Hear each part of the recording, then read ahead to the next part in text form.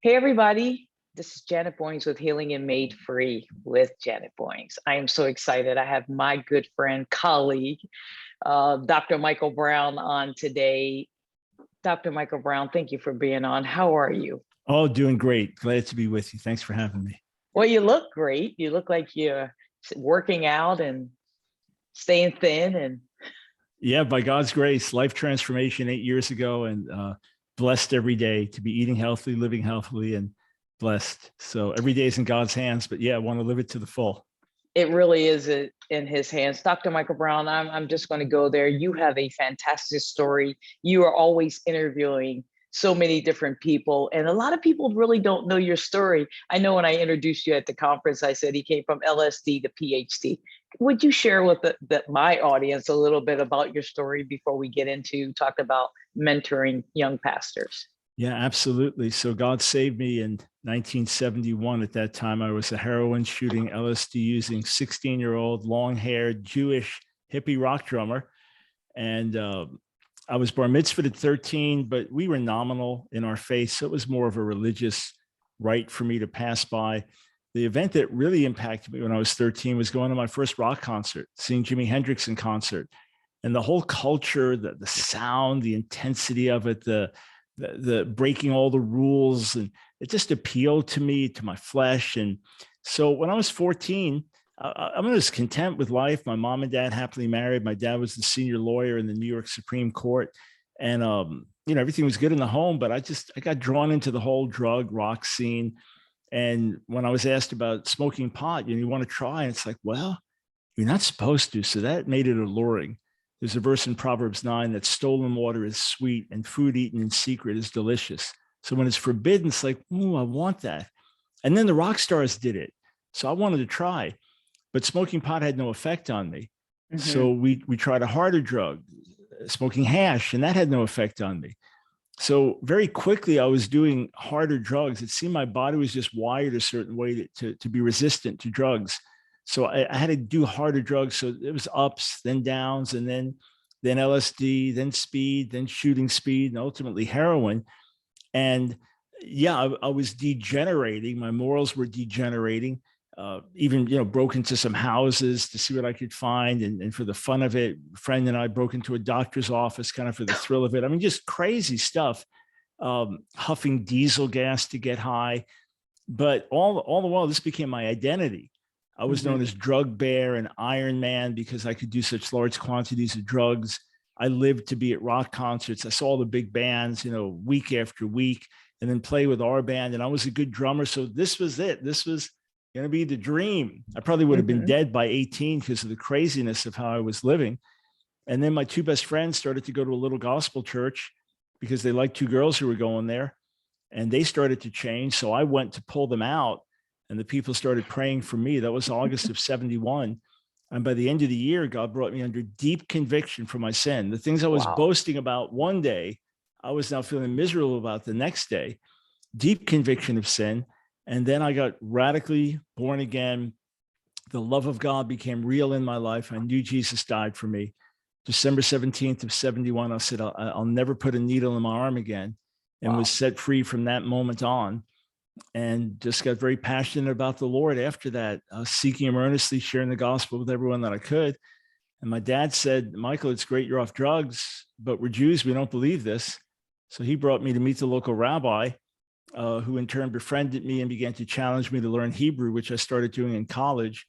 So that led to my doctorate in Semitic languages. So it's not only from LSD to PhD, but from shooting smack to Semitic studies. So that's been part of my life, Old Testament scholarship, Jewish apologetics, answering the rabbis. But my heart's always burned for revival in the church, and then for the church to touch the world around us. So our ministry, as Dr. Brown, has three main R's: revival in the church, a gospel-based moral and cultural revolution in society, and redemption in Israel. That's what we burn for every day. When you said bar mitzvah earlier, I don't know if people caught on to that you are Jewish. And a lot of people don't know that you are Jewish. And, when you talk about your dad taking you to a rabbi, I want to jump right into that. And I don't want to skip by that, because was it the rabbi that mentored you into where you were headed, even though you're a Christian today? But was it your rabbi who really walked with you through the journey No, earlier in your life? the rabbi threw me into the deep water with sharks. In other words, the rabbi loving me and thinking I was now had gone astray, Right. like a Christian becoming a Muslim, but even worse in this setting because of the history of the church and the Jewish people, which is not a good history. So no, he lovingly challenged me on every Wow. point of what I believed, told me I was wrong, told me I couldn't read the Hebrew, told me the New Testament mistranslated the Hebrew and misrepresented the Messianic prophecies. And he brought me to meet different rabbis, which I was very willing to do. So it was provoked by these rabbis that either, when I say sharks, I don't mean they were sharks, but Yeah, I got you. sincere, learned men that that challenged me. So I either had to come up with answers or I was going to lose my faith. And that's what forced me to really study and learn and say, God, I want to follow your truth wherever it leads, whatever the So in, consequences. I have to so do in, that. so in spite of being, Jewish, you have taken on the New Testament. You weren't just an Old Testament, Jewish person, but you believed in the New Testament. 100%. Yeah. 100%. Yeah. That Jesus is the Messiah of Israel and therefore the savior of the world. Yeah. So did you have a mentor that helped you with the New Testament as you're coming out of drugs and alcohol? You mentor many, but did anybody mentor you? Not in the real sense of mentoring. It was definitely a lack, but it forced me to go after God earnestly. In other words, by the time I was saved a year and I had a light high school schedule, I would spend at least 6 or 7 hours alone with God. And I mean alone. It was the days before cell phones and PCs and tablets and cable TV and all that. So I was literally alone in my room, undistracted, at least 6 or 7 hours every day on my knees before God. I would pray at least 3 hours a day. I would be in the Word at least 3 hours a day, reading the Word for 2 hours, memorizing scripture. I used to memorize 20 verses a day, and I could do that in an hour. And I was immersed and then going to church services like 4 or 5 nights a week. So everything in my life revolved around seeking God and meeting with him. I did not have anyone in my life that was intellectual and spiritual at the same time. That our church was deeply spiritual, but very much non-intellectual. So the types of questions I was struggling with, the things that I needed to find answers for, and dealing with the rabbis and having solid intellectual answers for the faith, I had nobody in my world whatsoever. Wow. I had the example of our pastor, who was a man who prayed a lot, was in the Word a lot, and loved the Lord and shared the gospel. So I followed that example. And at different times, he was there to speak into my life in key strategic ways, but he was not a mentor type of person. So the bad part was I had other friends that came to the Lord around the same time I did, and they didn't make it. They needed spiritual moms and dads. They needed mentors. We're all made differently. We're all wired differently. But I longed for that type of figure for years. And by the time God brought someone in my life in a very, very close relationship, I was already deeply formed. I was already 18 years in the Lord. So I had men of God at key times that spoke key things into my life that helped correct an error in my personality or a wrong tendency or something else. And I'm deeply indebted to them. But I myself really did not have a mentor to walk me through many things that I could have used in those formative years in the Lord. It sounds like the time that you spent alone with God during that time, what might not have been on purpose for you, but it might have been purposely for him. So you can have that quality time with him so he can teach you. That's what made you the person that you are today. So when you talk about mentors, you didn't have, the mentors like we have today. I'll never forget the day when I reached out to you and asked if you would, help me or mentor me and be there. And you said to me, you know what? If it's important or you urgent, put 911. If it's not, just say, hey, get back to me. And you have always done that. I've always followed you. You put out really good information, but there are a lot of pastors that you do mentor. that have Yes. fallen from grace. I want to talk about that because a lot of pastors are falling from grace and they really don't have anybody to mentor them. What we do sometimes, not always, is just say you fell away and nobody wants to do anything with them. You know, they want to keep their hands clean. Hey, I don't want to be a part of that. And so, how do we work with those pastors that have fall from grace? And do they want to be mentored and restored? Yeah. So that's the big question. Where's their heart?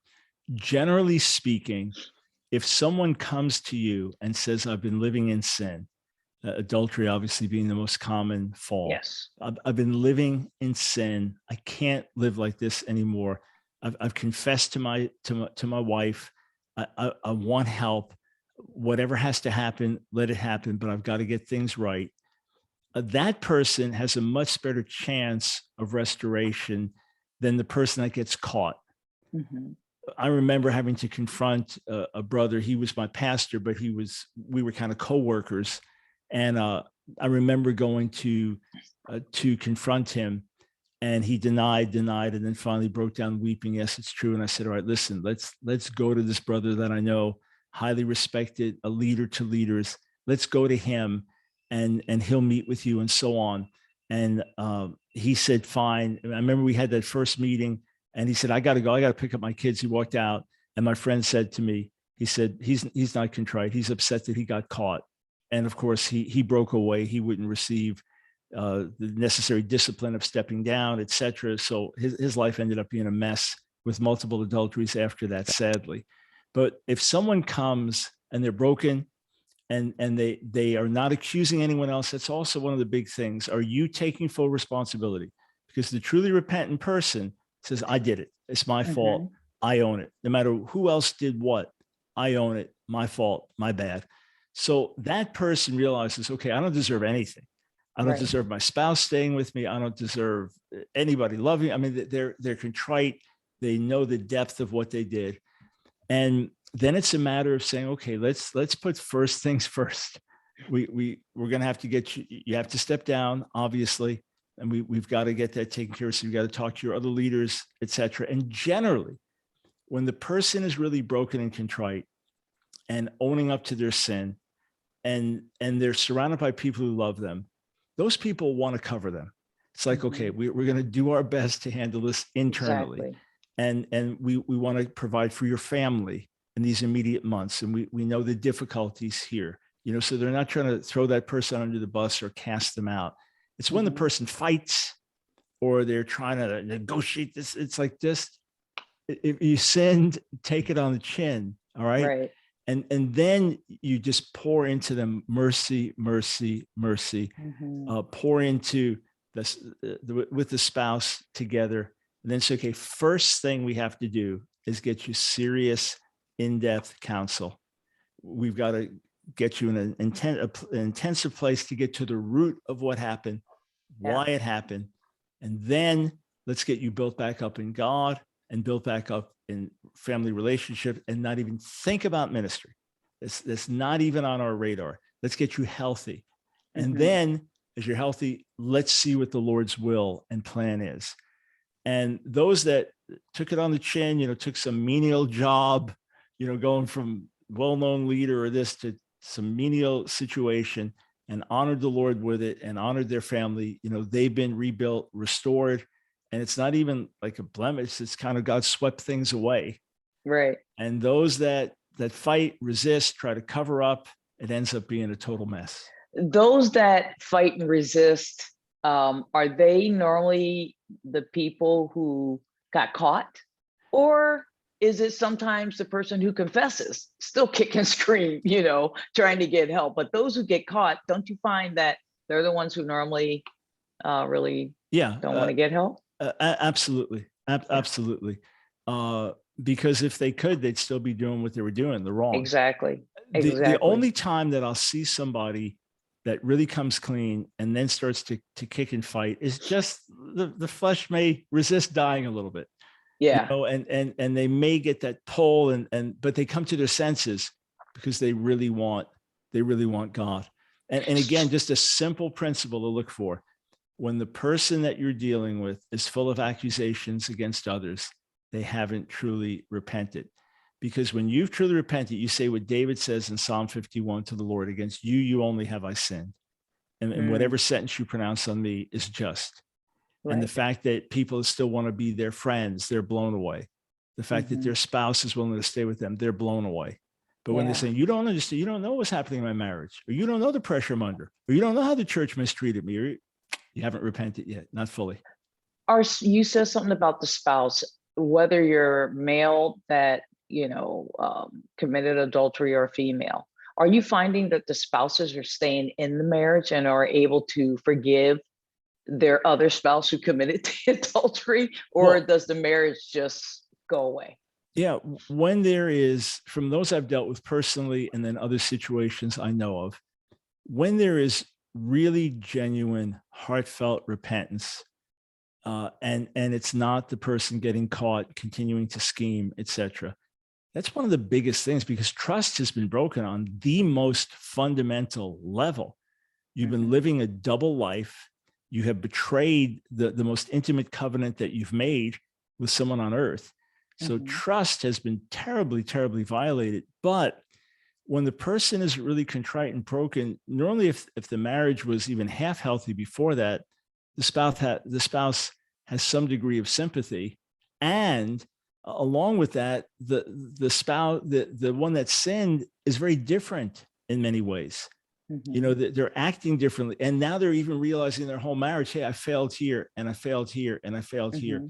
So marriages can actually be stronger on the other side, because stuff that never got dealt with now gets dealt with.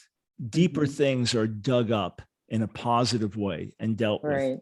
But you've got to be careful, because the enemy could still get in. But, I'm thinking of one case where the wife had committed adultery, and her heart was hard. She did get caught, and her heart was hard, but there was enough of God in her and enough loyalty to her husband in the past that she did break. I mean, we called it to repentance. One of my friends was closely involved, but it was someone that we knew well. And finally she broke and deeply, deeply repented. And they're just a rock solid, wonderful couple, living sacrificially to reach the lost in a very difficult area. Been doing it for years and have a wonderful family. So there's always redemption possible. Right.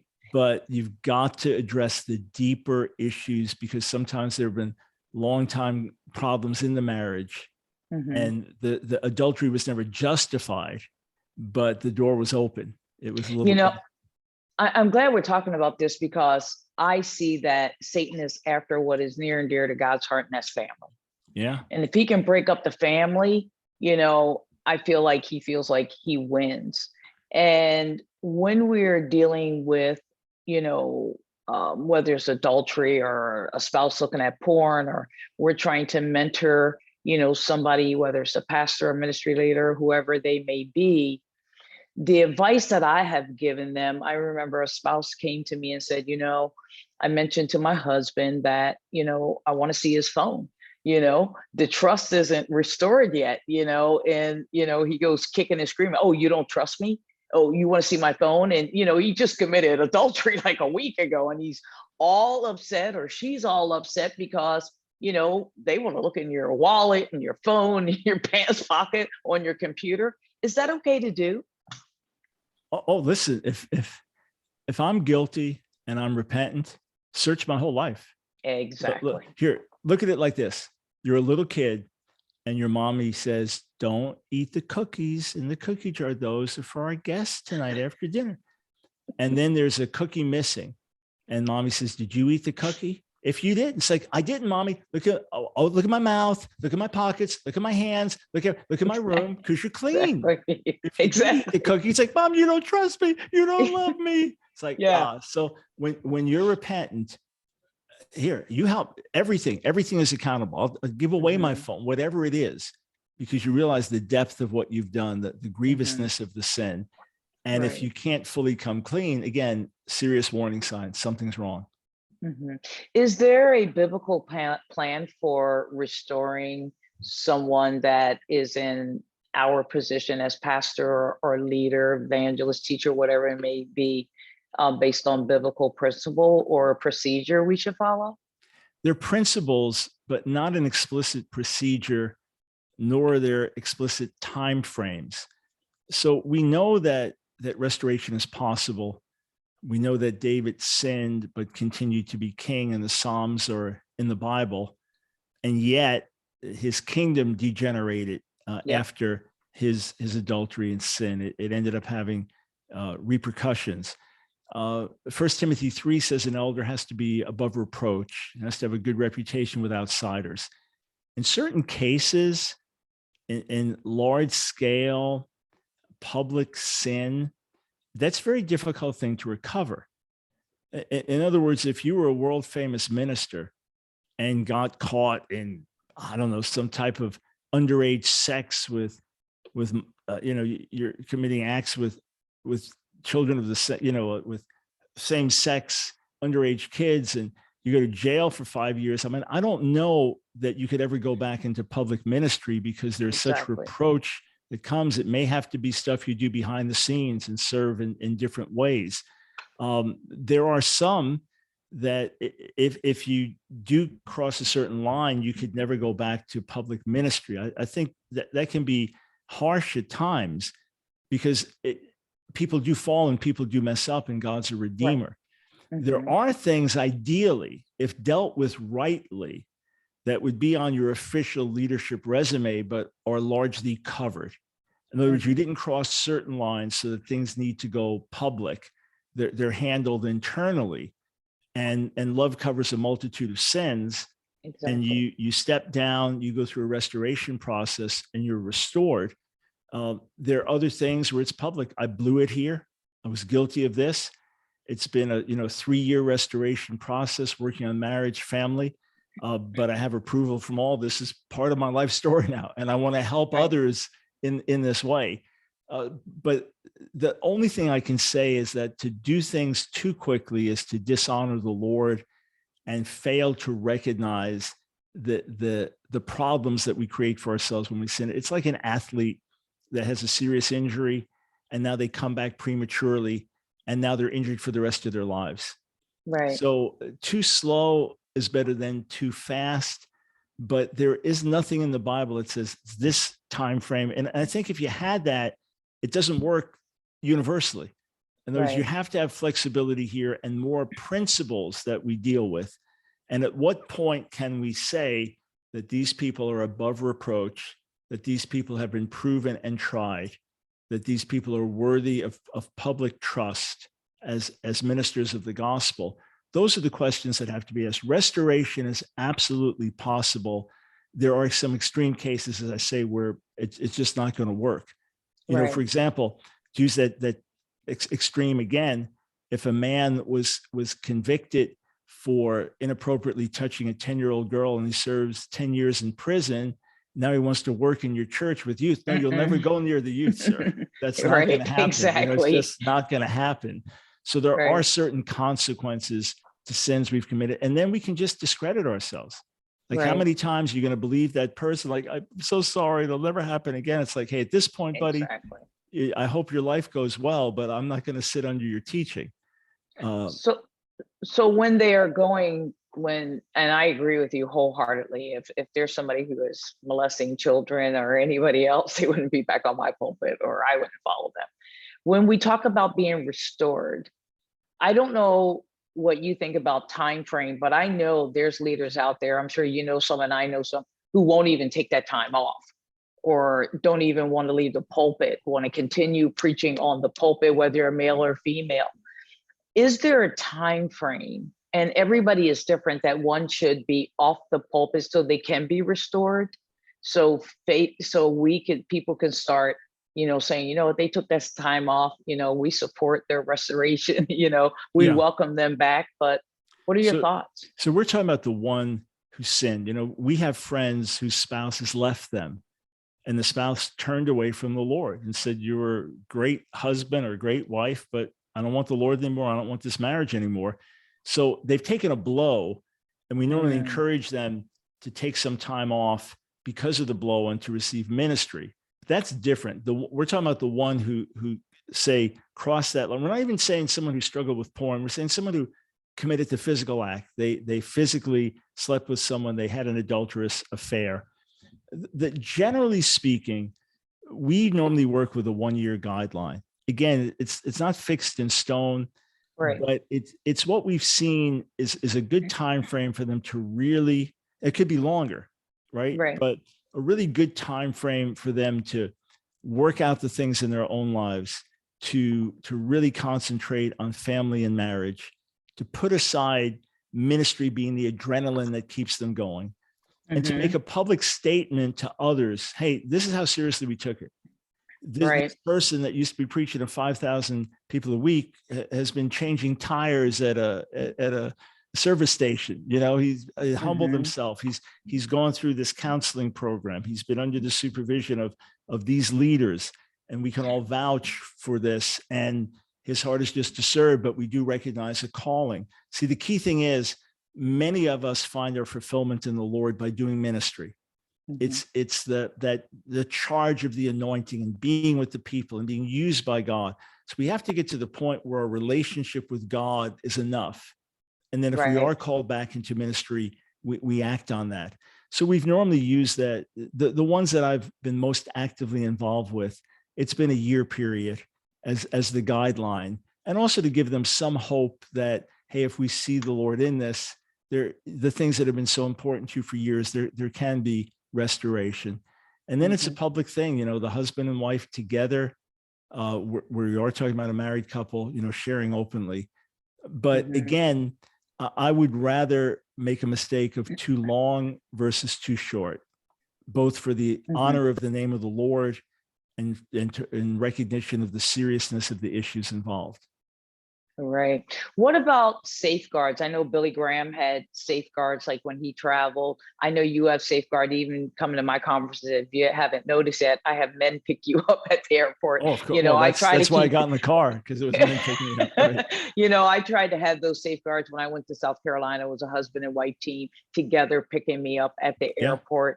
I mean, what are some of the safeguards that pastors can put around themselves, or make a list like, these are the things that I'm going to do when I travel, so I don't be put in a situation that, you know, I will, you know, fall away or have sex with someone outside of my marriage? Yeah, or even give people an opportunity to raise questions. Exactly. Right. I mean, it's pretty much, don't be stupid. It boils down to that. You know, Don't people be mocked stupid. Mike Pence for living by the Billy Graham rule, that he would not have a meal with a female staffer I remember alone. that. He would not work late with a female staffer. I respect it. People were mocking him. So when the Harvey Weinstein scandal happened, I wrote an article saying, hey, dads, who would you rather that your daughter work for, Mike Pence or Harvey Weinstein? Exactly. So you do not have time alone with members of the opposite sex, or if you struggle with same-sex attraction with, then that's your guideline there, you know, so you'd have to just be with couples more. Right. That if you're doing serious counseling, that a man you never counsel the opposite sex alone. That if that is the situation, you have someone else there. That if you are having a conversation is legitimate, you know, a male with a female staffer, that there's always a window and a door, things like that, or a door open. Exactly. Just little things like that. You know, that's why you'll come common sense. Pastors' offices. You got the window and the door. It's like, so you always can be seen. That if you're having any type of ongoing correspondence, that's anything beyond just the most basic business yes and no, that you copy in someone else, blind copy someone else. Right. You know, that if there's any lengthy interaction, that okay, you just blind copy your spouse or another accountability person, things like that. That if you've had a history, say, of struggling with porn, that you get accountability software. That just wherever you've been, someone else knows every site you've been to. You do these extra things.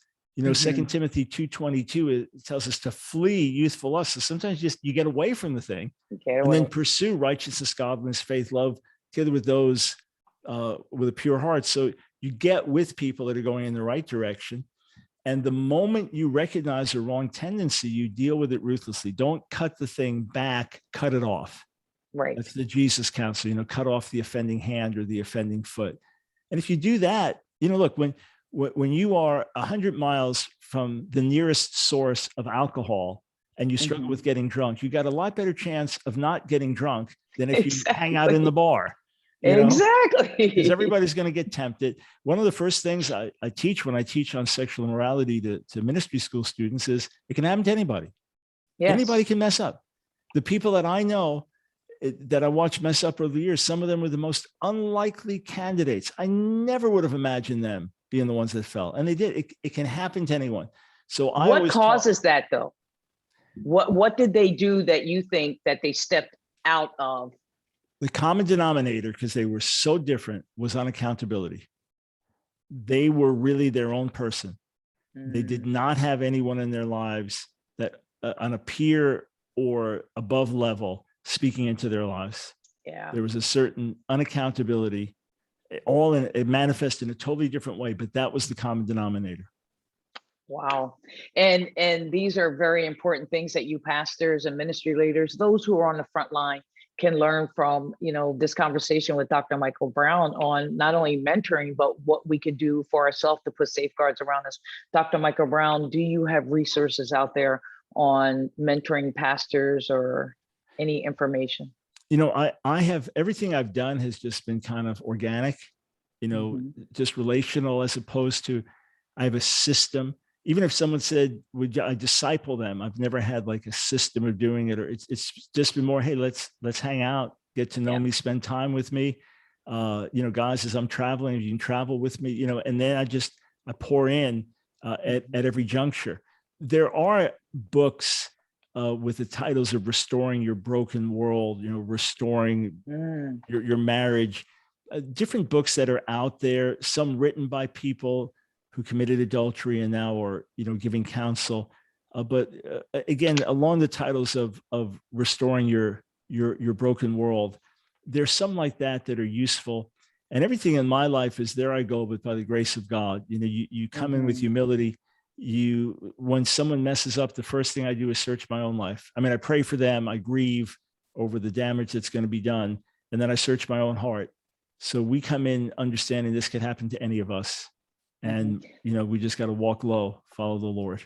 I know many people know you, but there's many people who don't know who you are. If they wanted to listen to your podcast or reach out to you or get some of your books, how would they do that, Dr. Michael Brown? Yeah, best place, askdrbrown.org, askdrbrown.org. I normally write 5 op-eds a week on cutting edge cultural issues. We do our radio show, an hour a day, 5 days a week, and then other bonus videos. And I've written over 40 books. So we've got all the resources, thousands of hours of free resources at askdrbrown.org, askdrbrown.org. Best thing is to sign up for our emails. We'll put you in a welcome program. You will be blessed within minutes of signing up, askdrbrown.org.